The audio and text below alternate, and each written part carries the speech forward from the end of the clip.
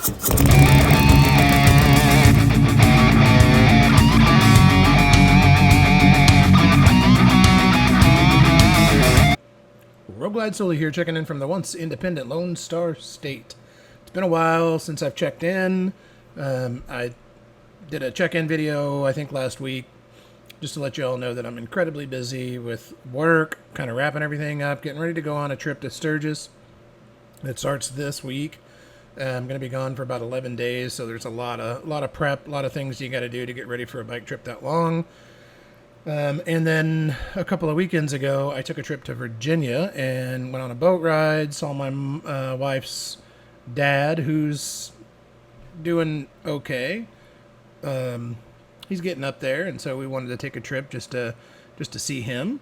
And while I was there, my mother-in-law pulled me aside. This is the first time I've been up to Virginia since I was a pipe smoker. And it's been a couple of years since I've been up there.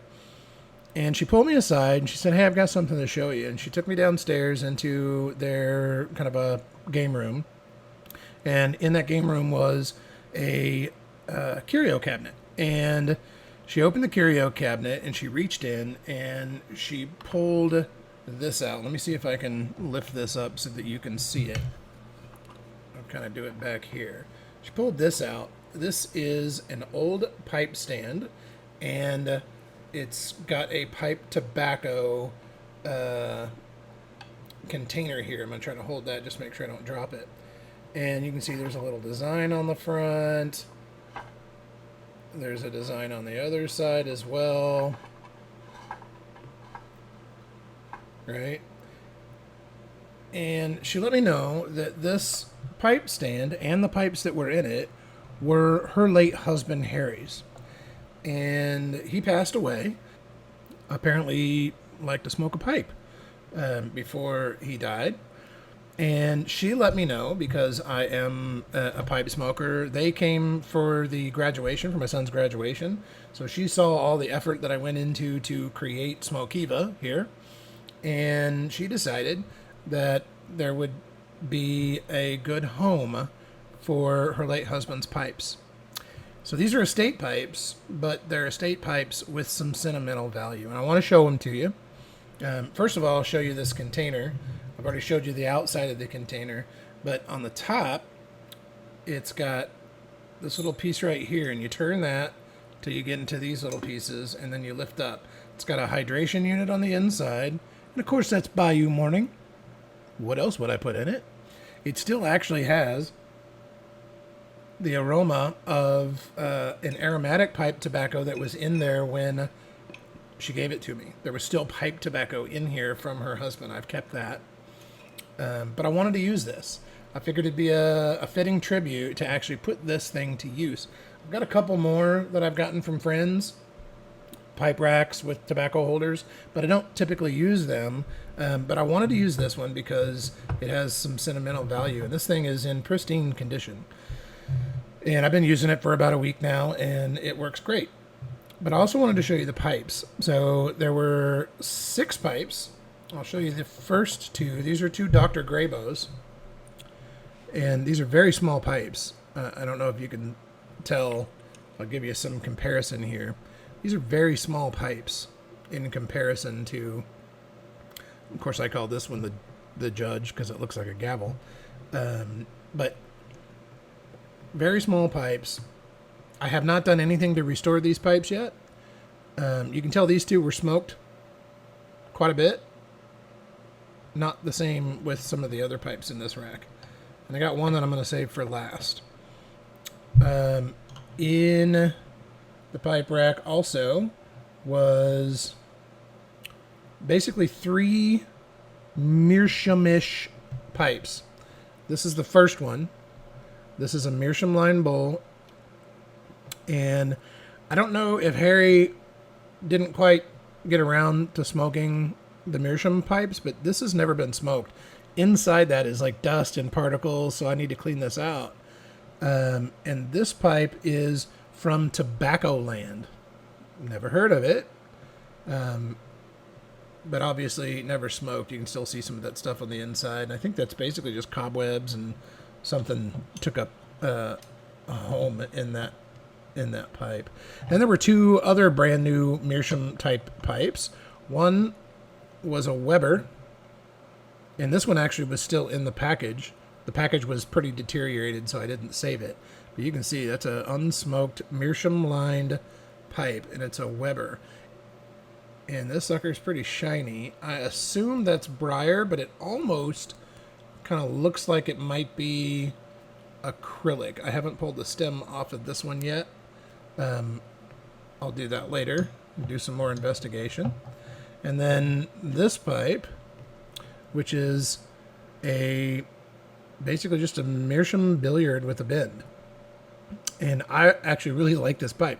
I was thinking about buying a Meerschaum pipe that is this exact same shape. So it was also brand new. I have since put a couple of bowls in it. I wanted to pay tribute to Harry and smoke one of these Meerschaums. I haven't smoked the other two yet. And then the last pipe that was in the rack is, I think, a pretty rare pipe. This is a leather-covered sasieni. And as she was showing me these pipes, I was kind of checking them out, looking at them. And I've never seen a leather-covered sasieni. In fact, I even looked on eBay, and there aren't any there, just to see how popular they were.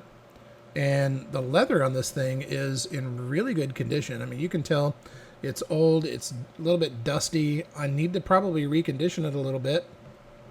But I'm not going to smoke this pipe. And the reason that I'm not going to smoke this pipe is because if you look in there, it's still got tobacco in it. So I've decided, and I've already told my mother-in-law this, that I am keeping the tobacco in this pipe. I am not going to smoke this pipe as a tribute to Harry's last smoke. Of course, that made her cry. Not my intention, but it was kind of my way of paying tribute to a fellow pipe smoker. I never met Harry. I thought it was a fitting tribute to leave the pipe tobacco in there. It's been in there. He passed away 37 years ago, something like that. So this whole setup has just been sitting in a curio cabinet or somewhere like that for 37 years.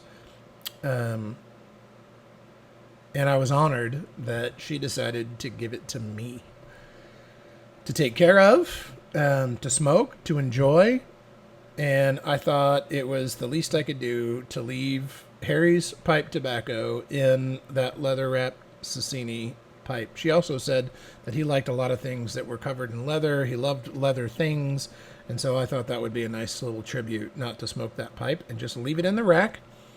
Kind of as a tribute. I know. Don't tell anybody, but sometimes I'm a little sentimental. So I have decided to put this thing front and center right here on my desk. And this is what I'm now keeping my Bayou morning in. So what else do I got going? I got, like I said, I got the trip coming up. I'm going to take you guys along for the ride. At some point I'll make a video and post it to YouTube. But again, if you want to check out what's happening kind of in real time, make sure to go over to Instagram and follow me on Instagram, because I'll be doing kind of mini posts throughout the week. I'll probably be doing quite a few of them because you can do a lot of little short 1-minute videos on Instagram. So that's at RoadGlideSully or Instagram/RoadGlideSully. You choose whatever's easier for you to look it up. That's all I got. I'm getting ready. Like I said, I'm pretty busy, so I'm going to kind of keep this just to that content and to let y'all know to check out the Instagram for kind of up to date what's happening on the ride. I think you'll be interested in some of this stuff, but if you want to go on that ride with me, check out Instagram. If you don't, that's fine. I'll do a video on YouTube. You can choose to watch it or not. That's up to you. So, hey, I apologize that, this was a yabo, kind of. There wasn't really a box. She just gave it to me, and I brought it back in my luggage, my carry-on. So it was, I guess it was a YALO, yet another luggage opening. Anyway, That's all I got today. I'll catch you in a couple of weeks on this channel or quite often on Instagram at RoadGlideSully. Keep that rubber side down.